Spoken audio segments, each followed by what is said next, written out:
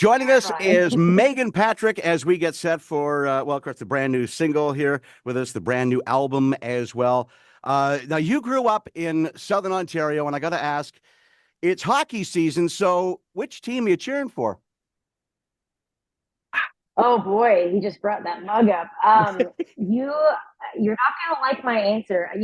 So here's the thing: is like I never really had a team. I mean, I love hockey, I love watching it, but I never really had a team that I felt super connected to. And when I moved to Nashville, my husband Mitchell is a huge Preds fan, and so since we are at odds when it comes to football, I figured we should at least agree on one team. So I would call myself a Preds fan, but mostly I'm just a hockey fan. Good. Now, what are your competing football teams?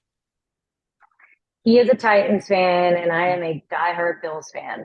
So, Oh, mind you, I guess, yeah, for the yeah. proximity to Bowmanville, I guess that's maybe probably about the closest. So Yeah, well, I also have my family's from Buffalo as well on my mother's side, so I was kind of born into it. now you grew up here, and how long have you been down in Nashville now? It'll be 8 years at the beginning of next year. What do you miss about living in Canada? My family, the most for sure. The weather too. I mean, Canadian summers when it's like 110 degrees in Nashville with like 98% humidity. I am definitely missing that summer nights hoodie weather for sure. So then come back to Canada for the summer, go back to the States for winter, maybe. Well, I was lucky. I got to do a lot of touring through Canada this summer, a lot of festivals, and I thoroughly enjoyed the weather. Go over to the album here. Golden Child is the name of the album. And when I looked at the track listing, I'd heard that there's going to be a duet, not the duet that I was hoping for. Now there's one with Caitlin Smith. We're all of course, saying maybe this will be the one with your husband, Mitchell Tenpenny. But there is a tune here, Sweet Spot, Mitchell's song. Tell us about it. hmm So, I mean, I've been joking and saying that sort of the whole back half of the record is kind of the Mitchell show because it's almost entirely songs that I wrote for him or about him. But the reason why I named this one, put his actual name on this song, when I first wrote this song and I showed it to him, he just fell in love with it. It became one of his favorites. He was like, honestly, this might be my favorite you've ever written. And he shared with me one time that, and he might kill me for saying this, but it's really cute. So I'm going to tell you. But he did tell me once that he would often go back and listen to that demo, and he'd go down to his studio and just listen to it over and over again if I was out of town or he was just missing me. And I just thought that was so sweet. And it just, Mitchell's such a talented songwriter and artist that it still matters a lot to me to know when he truly loves a song for not just because his wife wrote it, but for the artistry of it.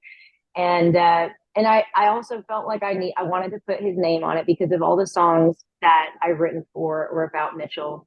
I think this song really encompasses what's at the core of real true love. And it's not just, the date nights and the flowers and the fun times. It's two people that never give up on each other, that no matter how much they might butt heads or even drift away from each other a little bit, they're always going to find their way back to each other, find their way back to that sweet spot. And, our any relationship takes a lot of work, but Mitchell and I both being touring artists, we spend a lot of time apart. And so it is a lot of work and effort to make sure that we maintain that intimacy and that connection even when we're apart from each other. And I think that is what real love really is. And so I felt like he needed to have his name on that song. Meghan Patrick is our guest. We're talking about the new album, the new single, both called Golden Child. Let's talk about the song Golden Child. Tell us about this, the background, what it means to you. Yeah, so one kind of interesting thing about the song Golden Child is that I had actually already chosen the title Golden Child for the album before I ever wrote the song. And the title actually came from the first track on the record, which is called Blood from a Stone. The very first line of that song is I was a golden child. And so, that felt like the perfect title for the album because I that's me. I am the golden child. And, that's how I grew up. And you know there's a dark side, there's a hard side to being the golden child, which is that you are kind of raised to believe and grow up being told that your value is tied entirely to your success. So if you are not successful, then you're not valuable and you're not worthy of love. And that's something that I've had to really work through, as an adult, and do a lot of healing and working on learning how to love myself and know that I am valuable regardless of my success or my accomplishments. And, in that vein, when we decided to write the song Golden Child, um, we had the hook of, everything that glitters ain't golden child. And it's just kind of understanding too. A lot of it speaks to just my experience in the industry and just in life in general of like realizing as I've gotten older that some of the things I thought I really wanted or I thought would validate me weren't all they were cracked up to be.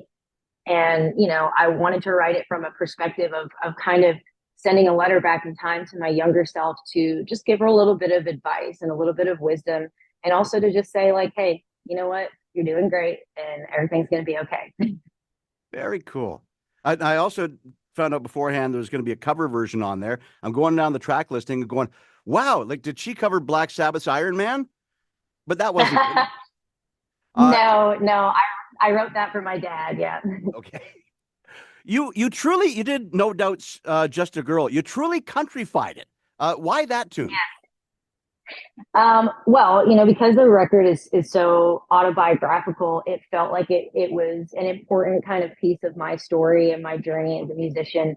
I had my first band when I was 13 years old. We were called the Sirens. And I remember I had gone to see No Doubt play live. And that was the first time I ever saw a female artist live. And, I already loved her music. I loved her songwriting. I loved her style and just her, her general confidence and personality. But when I saw the show, it was the first time I ever saw a female artist just be such an incredible entertainer. And I kind of really feel like I caught the bug in that moment of being like, oh, okay, this is like, I want to be her. I want to do this. And so my band at the time, we started playing a lot of No Doubt covers, and Just a Girl was one of the songs that we used to play. And I've kind of whipped it out here and there just for fun as a cover over the years. And every time I played it, people have always loved it. And my manager was the one who had the idea to put it on the record. She's like, I just feel like you do that song so well and make it your own. She's like, but I also feel that, the lyrics and everything, the story in the song is so timeless and it's still so relevant today, especially being a woman in the music industry and in country. And I just think that it still resonates and it still holds true. And so, yeah, I just wanted to I wanted to really walk that line of not changing it so much that you lose the magic of the original song, but also making it my own and putting a country twist on it. So I came in and I said, hey, we're not going to take it too far from the original, but we're going to like sprinkle a little Johnny Cash and a little Meghan Patrick on it and countrify it. And it truly, that was one of the most fun experiences I've ever had in the studio, just getting in there with the band and figuring out how to make it my own. Actually, it's been cool because there's been just lately various country artists redoing pop hits. I mean, Tim and the Glory Boys doing Get Out of My Dream or Get Into My Car. Ryan Langdon did No Diggity and so forth. Any other kind of pop hit from 80s, 90s, whatever that you'd like to do? I mean, for me, I'm honestly, I've never been big on doing a lot of covers because I just really love writing my songs, and I would rather just honestly write songs and play them for the audience because those are the ones that I relate to the most because they're about me.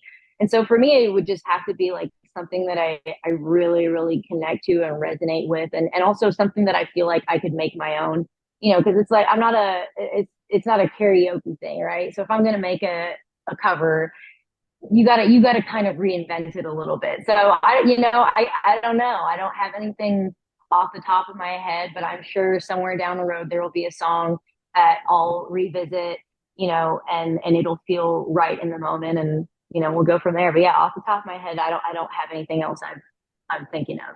Perfect. I know you've talked about your album really should be listened to in order because it is kind of autobiographical. What album do you find that you always have to listen to in order?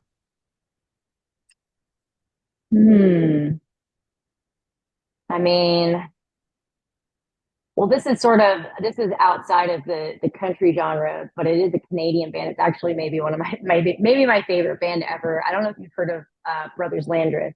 They are absolutely incredible. Like it's actually kind of insane to me that they're not bigger than they are, and that might be by choice and by design by them.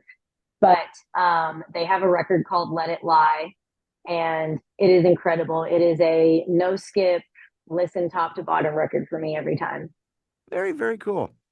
Just getting near the end here. Just want to ask, when are you coming back to Saskatoon, either concert or so we can go golfing again?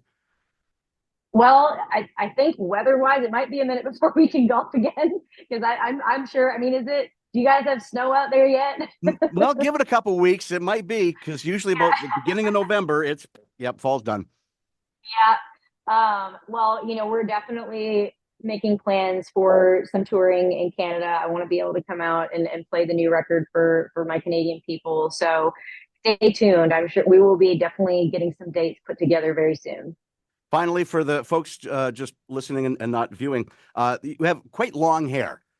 Hair care Oh, tips. do I? Hair care tips. I mean, a lot of it has to do more so with just like health and like eating good food and like taking vitamins and supplements and I mean, I'm a blonde, but I'm also a dyed blonde, so that can really dry your hair out. So lots of good conditioners, I guess. See, my hair care tip is just put a lot of goop in it, and it'll survive. There you go. At this point in my life, I'm just happy that I still have hair. So, Meghan Patrick, it has been Hey, absolutely. that is It could be shiny right there. Thank you so much for joining us. Good luck with the rest of the tour with John Party, and we hope to see you in Saskatoon sometime real soon. a win. I would love that. Thank you so much.